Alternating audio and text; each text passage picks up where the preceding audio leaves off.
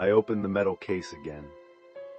After reading the first case about the werewolf shaman in the cave, I couldn't stop.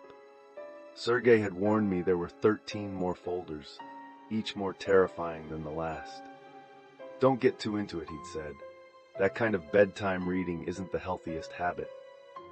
But I couldn't help myself.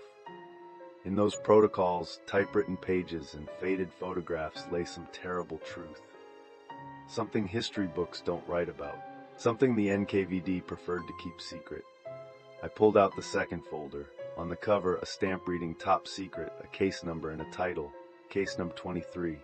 Incident at Pioneer Camp Tyulenina, Donbass, 1937. Inside, protocols, photographs of a destroyed building, pages from a child's diary stained with something dark. I poured myself tea, turned on the desk lamp, and began to read. From the report of Pioneer Camp Tyulenina, Director Pyotr Ivanovich Korolyov to the Department of Public Education. August 12, 1937. It is with deep regret that I report a tragic incident that occurred on the night of August 10th to 11th, 1937, on campgrounds. At 6:30 a.m. on August 11th, Counselor of the 9th Squad, 3rd Shift, Comrade Svetlana Mikhailovna Sokolova discovered 6 pioneers missing at morning roll call. Andrei Volkov, 14 years old, Marina Kravchenko, 15 years old, Olga Lebedeva, 14 years old, Igor Sidorov, 15 years old, Anna Petrova, 14 years old, and Viktor Zaitsev, 14 years old. A search was immediately organized. At 8:15 a.m., the bodies of all 6 were discovered in the old laundry bathhouse building, Romashka, located at the far end of campgrounds. The building had been closed for repairs since May of this year, the entrance boarded up.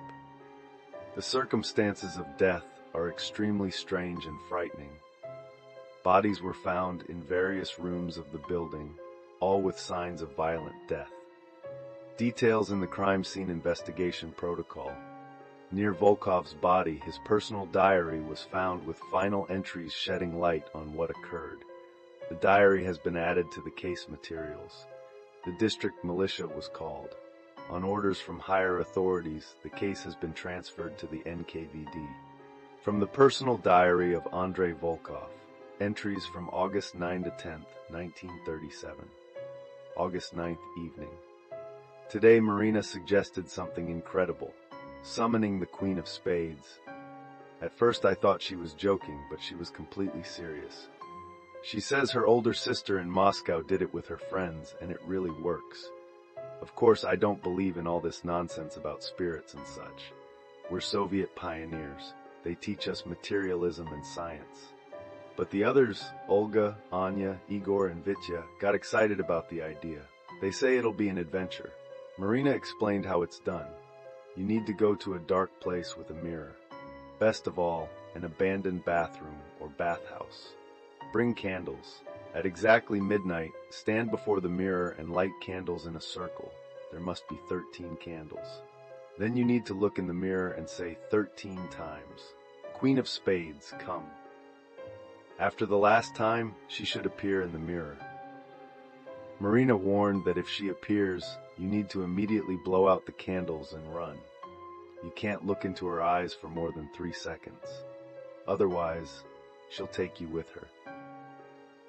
We decided to try it tomorrow night. We know the perfect place, the old Romashka. It's a building at the edge of camp where there used to be a bathhouse and laundry. Now it's closed for repairs, the entrance boarded up, but we found a way to crawl through the basement window. Honestly, I'm a little scared, but I don't want to look like a coward in front of the others, especially in front of Olga. I like her, and I don't want her to think I'm afraid of silly fairy tales. Tomorrow at 11:45 p.m. we're meeting by the dormitory, then we'll go to Romashka. Marina has candles, Igor got matches. I'll bring my flashlight. Let's see what comes of this. Probably nothing will happen, and we'll just laugh about how scared we got. August 10th, 11:30 p.m. Writing these lines before heading out. Everyone's ready. Marina brought candles, exactly 13, white and thin. Igor checked the matches. Vitya took his pocket knife, says it's just in case. Anya and Olga keep exchanging glances. I can see they're a bit nervous, but they're not showing it. I'm nervous too, honestly. All of this seems like a childish game, but for some reason my heart feels heavy. Though, it's probably just because we're breaking the rules, leaving the dormitory at night, climbing into a closed building. If we get caught, they'll definitely send us home early, but it's too late to back out. Everyone already agreed. Marina said there's a big mirror in the old bathhouse at Romashka. She went there during the day through the window when she was looking for a place. The mirror is old, cracked, but still hanging on the wall. Perfect for our experiment. We're leaving in 5 minutes. If nothing happens, tomorrow I'll write about how we laughed at this foolishness. And if something does happen, the diary has a long pause here. The next entry is written in shaky, hurried handwriting. Some words are smeared, dark spots on the page.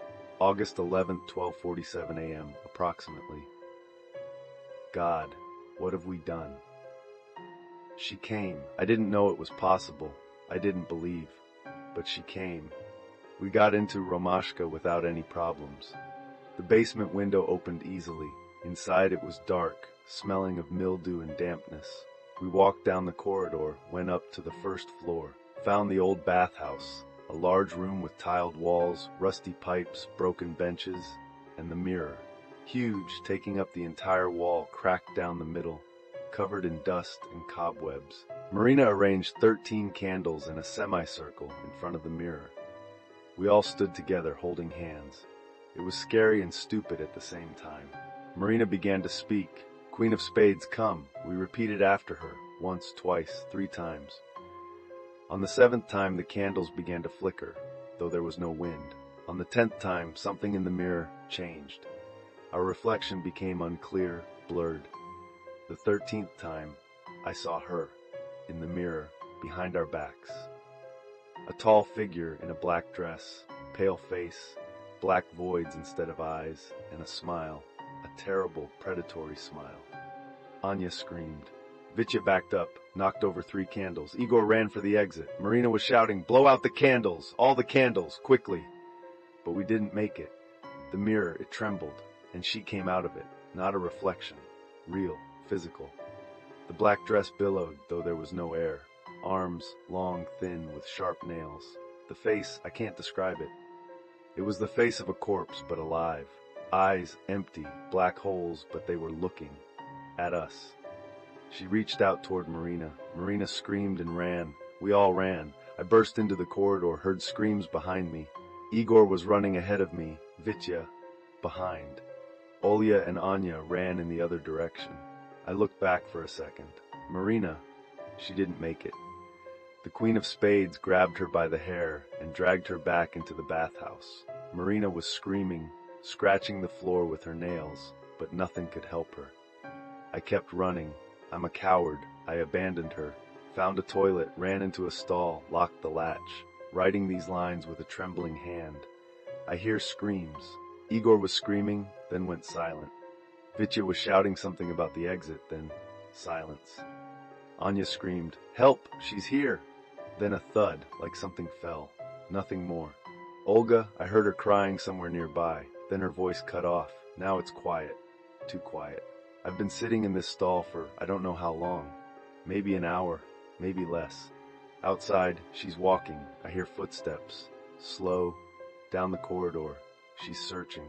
The final lines are written large, uneven, letters jumping, large dark spots on the page, blood. She found me. The door is opening. She's looking at me, her face, God, her fa. The entry breaks off. The next page is torn, soaked in blood. From the interrogation protocol of witness, Counselor Svetlana Mikhailovna Sokolova. Interrogation conducted by Militia Captain Gordy, PA, August 11th, 1937. I woke up at 6 in the morning as usual. Went to wake the children for exercises. Walked around all the beds in the dormitory, started counting, and realized 6 were missing. Who exactly? Andrei Volkov, Marina Kravchenko, Olga Lebedeva, Igor Sidorov, Anna Petrova, Viktor Zaitsev, all from the 9th Squad. Good kids, obedient, never any problems. What did you do? At first I thought they just went out earlier, maybe ran to the river. But it was strange. They always asked permission. I went to the camp director, reported it. He raised the alarm, organized a search. And where did you find them? In Romashka, in the old bathhouse building. One of the workers noticed that the boards on the entrance were torn off. We went in and found them. Describe what you saw. Witness cries, long pause. It was horrible. Marina was lying in the old bathhouse in front of the shattered mirror. Her face, it was twisted in terror. Eyes open, mouth open, as if she was screaming. On her neck, strange marks, as if she'd been strangled, but not by hands. The marks, they were too thin, too long. Continue. Igor was found in the corridor. He was lying by the wall. His back was covered in scratches, deep ones, as if someone had clawed him, but claws would be wider. These marks like from thin blades. The others? Victor was found in the basement by the window. He was trying to get out. His hands were clutched on the frame, but his neck was broken, as if someone had jerked him back and up sharply, with such force that the vertebrae crunched. Anya and Olga were found in the old laundry. They were hiding there, huddled in a corner. Anya was covering Olga, both suffocated. But there was enough air in the room. The doctor said they died from respiratory arrest, but he can't determine the cause. As if someone sucked the air out of them. And the sixth child, Volkov? Andrei, he was found in the toilet, in a stall. He was sitting on the floor, back pressed against the wall, holding his diary in his hands, face white, his eyes were full of horror. The doctor said cardiac arrest, from shock.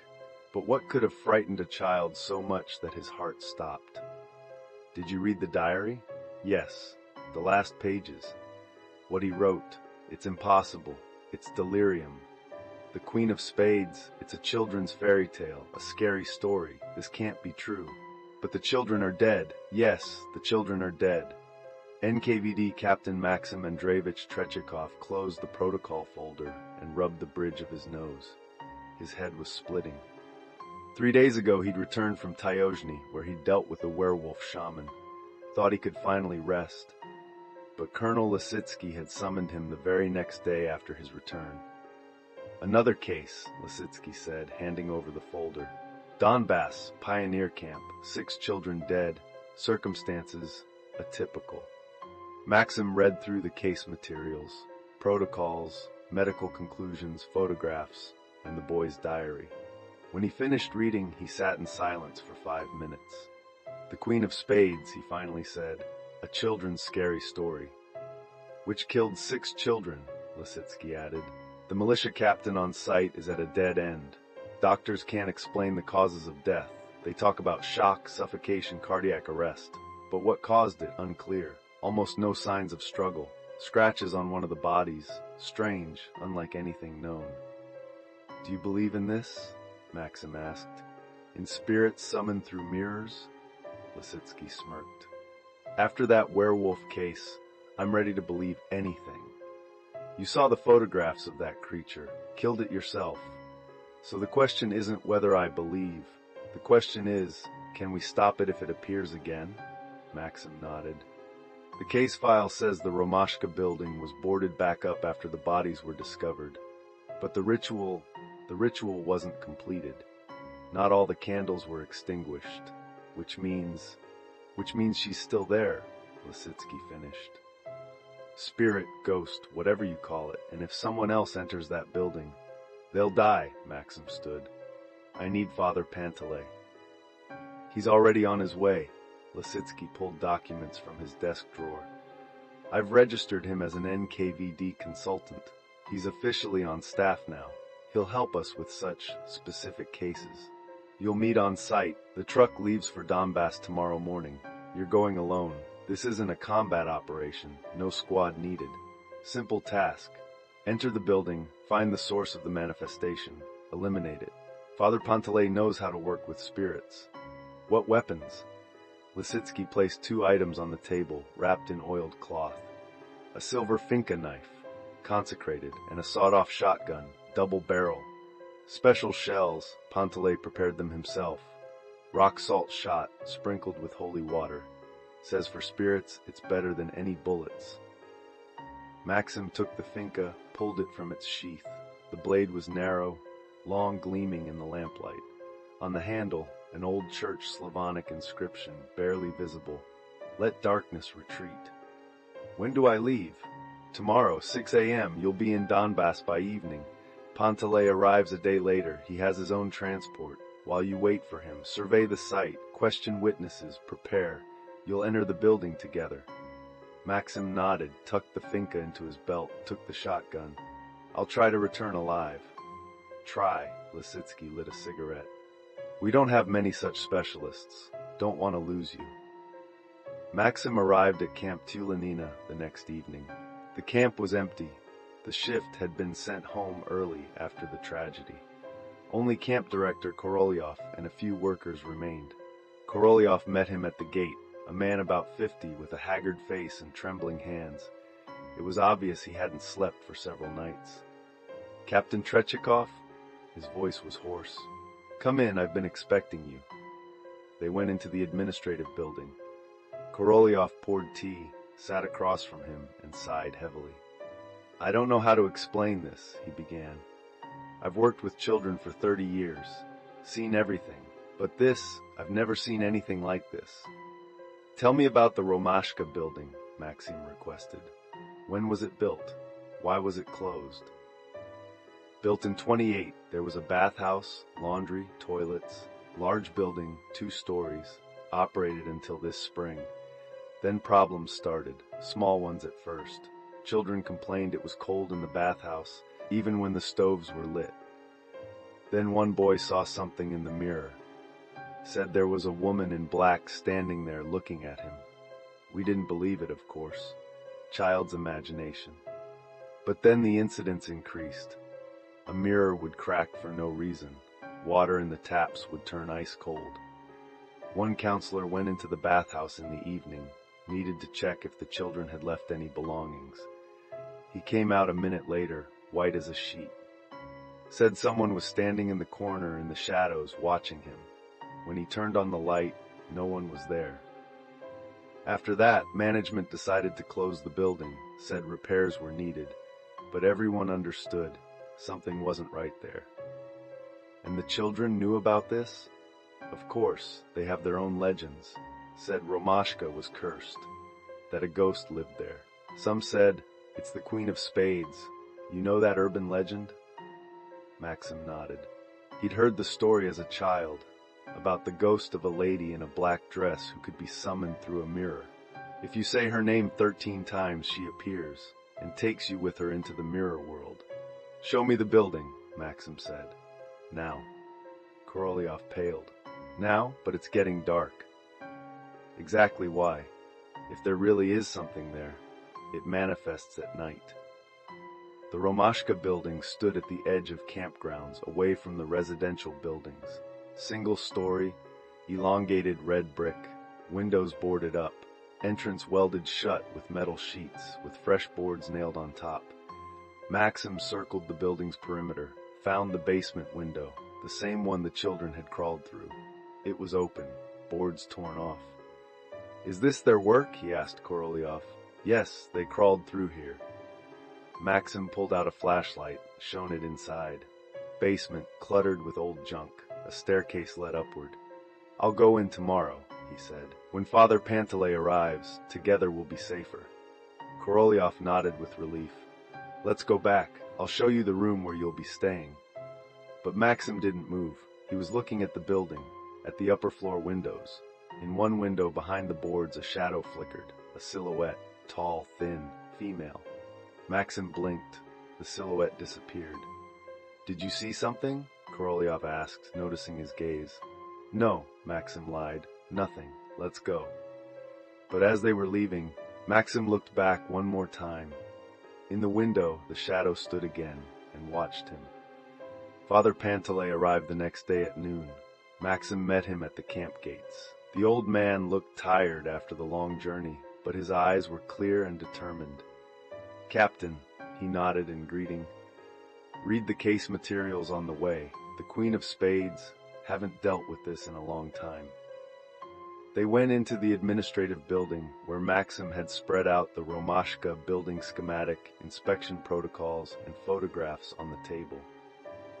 Tell me about this spirit, Maxim requested. Where does the legend come from? What kind of entity is this? Panteley sat down, pulled an old notebook from his bag, the same one he'd had in Tyulenina, leafed through it, found the right page. The Queen of Spades, he began. An urban legend that appeared in the early 19th century. They say it's the spirit of an aristocratic woman who gambled at cards during her lifetime and lost her entire fortune. In despair, she took her own life while looking in a mirror. Since then, her spirit has been trapped in the mirror world, in the space between our world and the other world. She can be summoned? Unfortunately, yes. The summoning ritual is simple but dangerous. You need 13 candles, a mirror, and midnight. Say her name 13 times while looking in the mirror. If the ritual is performed correctly, she appears. First in the mirror as a reflection, then she can come out into our world. And what does she do to those who summon her? Panteley looked grimly at the photographs of the dead children. Takes them with her, into the mirror world. Their souls remain there forever, and their bodies die from terror. She feeds on fear. She's a vengeful spirit, malicious and cruel. She doesn't forgive those who disturb her rest. The children didn't complete the ritual, Maxim said. Not all the candles were extinguished, which means the portal is still open, Panteley finished. She can move freely between worlds in that building. Until the candles are extinguished, until the closing prayer is read, she'll stay there and kill anyone who enters. How do we stop her? Panteley pulled several items from his bag. A small bottle of holy water, a cross on a chain, a bundle of dried herbs. She can't be killed. She's already dead. But she can be banished back to the mirror world and sealed there forever. To do this, we need to find the mirror she came through, shatter it, and sprinkle the shards with holy water while reading the banishment prayer. Then the shards must be collected and buried in consecrated ground. And if she tries to interfere? Panteley nodded at the finca and shotgun lying on the table. That's what these weapons are for. Silver and consecrated salt cause spirits pain, though they don't kill them. It'll buy us time. But the main thing, don't look her in the eyes. If you do, she'll take your soul just like she took the souls of those children. Maxim took the finca, ran his finger along the blade, sharp. He tucked it into his belt, then checked the shotgun, both barrels loaded with rock salt shells. When do we go? Tonight, Panteley answered. At midnight, the time when the boundary between worlds is thinnest. She'll be stronger, but we'll also be able to complete the banishment ritual more effectively. Maxim nodded. Then we have 10 hours to prepare. They spent the rest of the day studying the building schematic and planning the route. Panteley explained the rules for interacting with spirits. Don't answer if you hear voices. Spirits can imitate the voices of the living to confuse you. Don't turn around if you feel a touch on your back. It's a trap. Hold the cross in your left hand, weapon in your right. The cross will protect, the weapon will give you a chance to resist. If she appears, shoot immediately, don't hesitate. Salt won't kill her, but it'll throw her back for a few seconds. That time should be enough to reach the mirror. And most importantly, don't look her in the eyes. Not even a glance. If you do, it's over. Maxim listened carefully, memorizing every word. He'd already faced the supernatural. The werewolf in the cave had taught him not to underestimate such threats. But this was different. The werewolf was material, could be wounded, killed. But a spirit? Are you afraid? Panteley suddenly asked. Maxim looked at the old man. Yes, he answered honestly. I'm afraid. Is that normal? Panteley smiled. Normal. Fear is a protective reaction. The main thing, don't let it paralyze you. Use it as fuel to stay alert. Are you afraid? The old man was silent for a moment. Always. Every time I go against evil spirits, I'm afraid. But I have something spirits don't have. What? Faith and purpose. I know why I'm doing this, and they just exist, driven by malice and vengeance. That's our strength. Midnight. Maxim and Panteley stood before the Romashka building. The moon hid behind clouds. It was dark. Wind rustled through tree leaves, bringing the smell of dampness and something else. Rot? Death? Maxim turned on his flashlight, illuminated the basement window. Panteley held a cross and bottle of holy water in his hands. Ready? The old man asked. Ready. Maxim checked the shotgun was loaded, checked the finca. Let's go. They descended into the basement through the open window. Inside it was even darker. The flashlight picked out piles of old junk, cobwebs, rusty pipes from the darkness. Staircase over there. Maxim pointed the flashlight to the right. They climbed to the first floor. A long, narrow corridor. Doors on both sides, to the laundry, to the toilets, to the bathhouse. Everything abandoned, covered in dust. The bathhouse is at the end of the corridor, Maxim whispered. Don't whisper, Panteley said calmly. Speak normally. Spirits don't hear sound, they sense intention. Whispering won't fool them, it'll only distract you. Maxim nodded and walked forward. Each step echoed hollowly. The air was cold, much colder than outside. And that smell, rot and something sweet, nauseating. They reached the bathhouse door. The door was ajar. Maxim pushed it with his foot. The door opened with a creak. Inside, a large room with tiled walls covered in cracks and mold, rusty pipes, broken wooden benches, and the mirror. Huge, taking up the entire wall, cracked down the middle. On the floor in front of the mirror lay candles, 13 of them, 9 extinguished, 4 still burning with a weak, flickering flame. The candles, Maxim whispered. They're still burning. Impossible, Panteley came closer. 3 days have passed. Ordinary candles can't burn that long. Then they're not ordinary. Maxim felt a chill run down his spine. The ritual is still active. Panteley pulled out the cross, raised it before him. Blow out the candles, quickly. This will interrupt the ritual. Maxim bent toward the first candle, preparing to blow it out, and heard a voice. Quiet, female. Coming from somewhere deep within the mirror. Don't you dare. Maxim froze. Did you hear that? He asked Panteley. I heard. Ignore it. Blow it out. Maxim bent down again, drew breath into his chest. The voice became louder, sharper. Don't you dare. And the mirror trembled. Maxim blew out the first candle. The flame went out. The mirror cracked harder, the crack spreading from center to edges. Cold air poured from the crack, like from an open freezer. Keep going, Panteley shouted, holding the cross out before him. Maxim blew out the second candle, the third, the fourth. The last candle went out, and the mirror exploded. Didn't shatter, exploded, thousands of shards flying across the room. Maxim instinctively covered his face with his arms, stepped back. When he lowered his arms, he saw her. She stood where the mirror had been, tall, thin, in a long black dress that billowed though there was no wind. Long black hair covering her face. Arms, thin, with long fingers, nails sharp as claws. She raised her head. There was no face, only a white mask, smooth, without eyes, without mouth. But Maxim felt she was looking at him. Don't look at her face, Panteley shouted. Shoot! Maxim raised the shotgun, fired both barrels. The consecrated salt shot hit the figure. She screamed, an inhuman, piercing sound that made his ears ring. Staggered back, arms covering her face. Run! To the exit! Panteley grabbed Maxim's arm, pulled him toward the door. They burst into the corridor, ran for the stairs. Behind them, sound, footsteps, quick, light. She was following them. She shouldn't have been able to leave the bathhouse, Maxim shouted. The mirror's broken. The ritual was active too long, Panteley answered. She managed to anchor herself to this building. Now she can go anywhere. They reached the stairs, began descending to the basement. And then the flashlight died. Complete darkness. Maxim stopped, fumbled along the wall with his hand.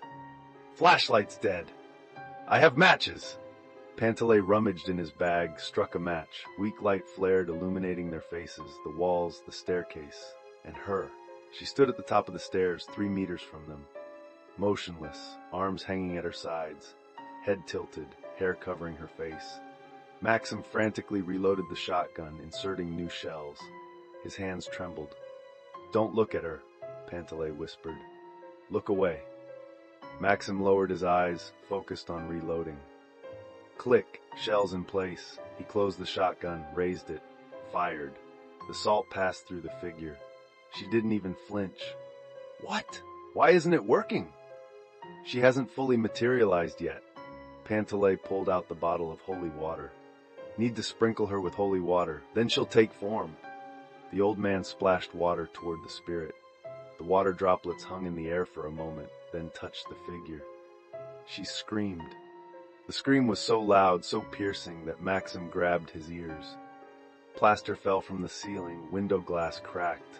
The figure jerked, wavered, became clearer, more material. The dress stopped billowing, became solid. The arms gained weight. She stepped toward them. Maxim fired again. This time the salt hit its target. The figure staggered back but didn't fall, kept coming. "Run!" Maxim grabbed Panteley's arm. They tumbled down the stairs into the basement. Ran to the window they'd entered through. Maxim climbed out first, then helped Panteley out. When both were outside, they turned around. In the basement window stood she, looking at them, slowly raised her hand, pointed a finger at Maxim. A voice, quiet but distinct. "You'll return, and I'll take you." The window slammed shut from inside. The boards that had been torn off returned to their place as if no one had touched them. Maxim and Panteley stood before the building, breathing heavily. "What was that?" Maxim exhaled. "Why couldn't we banish her?" Panteley wiped sweat from his forehead with a trembling hand. "The ritual was active too long. She managed to merge with the building. Now she's part of this place. Simply breaking the mirror isn't enough. We need to—" He fell silent, looking at the building. "Need to what?" Maxim asked. "Need to destroy the building, completely. Burn it to the ground. Then her anchor to this place will be destroyed and she'll leave." Maxim looked at Romashka, an old building of brick and wood. Yes, it would burn, but we can't just set it on fire. This is state property, need permission. Panteley shook his head. No time for bureaucracy. She's already killed 6. If someone else enters there, need to act now. Maxim hesitated. On one hand, orders, rules, chain of command. On the other, dead children whose killers still remained in that building. He made a decision. "All right, we burn it, now." They returned to camp, woke Korolyov. "We need kerosene," Maxim said. "Lots of kerosene, and gasoline if you have it." Korolyov, sleepy and confused, led them to the utility shed. There they found 3 canisters of kerosene and 1 of gasoline. "What are you planning to do?" Korolyov asked. "Burn Romashka," Maxim answered shortly. But that's... "The killer of your children is in there," Maxim said harshly, "and she'll kill more if we don't stop her. Do you want that?" Korolyov paled, shook his head. "Do what you need to do." They returned to the building, circled it, pouring kerosene on the walls. Panteley read prayers, sprinkled the corners with holy water. "The prayer will weaken her," he explained. "When the fire begins destroying the building, her anchor will weaken. She'll try to resist, but won't be able to leave the building. She'll burn with it." Maxim poured the last canister of gasoline on the front door, pulled out matches. "Are you sure this will work?" he asked. "It should." Panteley finished the prayer, stepped back to a safe distance. "Light it." Maxim struck a match, threw it on the door. The gasoline ignited instantly. Flames raced up the walls, climbing toward the roof. The dry wood caught fire quickly. They stood aside, watching the fire consume the building. And then a scream came from inside, piercing, full of rage and pain. The building's windows flared with red light, not from the fire, but from something else, something otherworldly. In one window, she appeared, beating against the glass, trying to escape. Her face twisted, No longer a white mask, now the face of a woman distorted by hatred, mouth open in a soundless scream. "She can't get out," Panteley whispered. "The prayer is holding her inside." The flames grew stronger. The roof collapsed inward with a crash. The walls began to crumble. The figure in the window beat, scratched at the glass, but couldn't escape. Gradually she became more blurred, paler. One last scream, and she vanished. The building burned for another hour. When the fire began to die down, only charred walls and a pile of ash remained of Romashka. Maxim and Panteley sat nearby on a fallen tree, silently watching the smoldering ruins. "Is she gone?" Maxim finally asked. "Yes," Panteley nodded. "The anchor is destroyed. She's returned to the mirror world. She won't be able to come out again." "And the children? Those she took?" The old man was silent. "Their souls? I don't know. Perhaps with her banishment they were freed. Perhaps they remained in the mirror world. God knows." Maxim sighed heavily. 6 children dead. He'd avenged them, but it wouldn't bring them back to life. "Let's go," Panteley said. "There's nothing more to do here." They stood up, headed back to camp. When they looked back one last time, only a black, smoking pile of debris remained where Romashka had been. From the report of NKVD Captain Tretyakov, M.A., to Colonel Lisitsky, G.A., August 15, 1937. Mission accomplished. Threat eliminated. The Romashka building at Pioneer Camp Tyulenina has been destroyed. Cause of fire, spontaneous combustion of deteriorated wooden structures, official version for reports.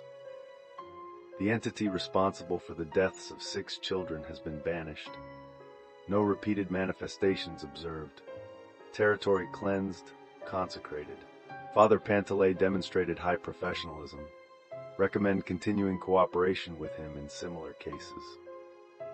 Personnel, myself and Panteley, sustained no losses.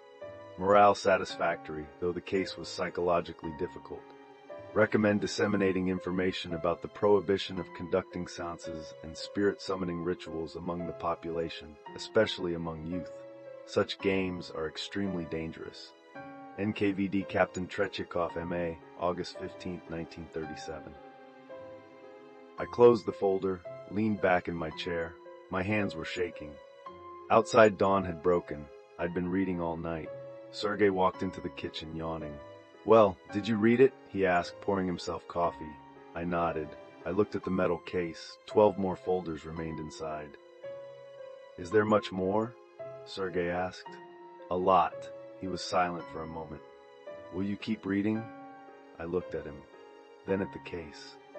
"Yes, absolutely. These stories, they need to be told. People should know that out there in the taiga, in old buildings, in abandoned places, things still live that science can't explain. And the NKVD fought them, silently, secretly, without awards or recognition. Their stories shouldn't be forgotten."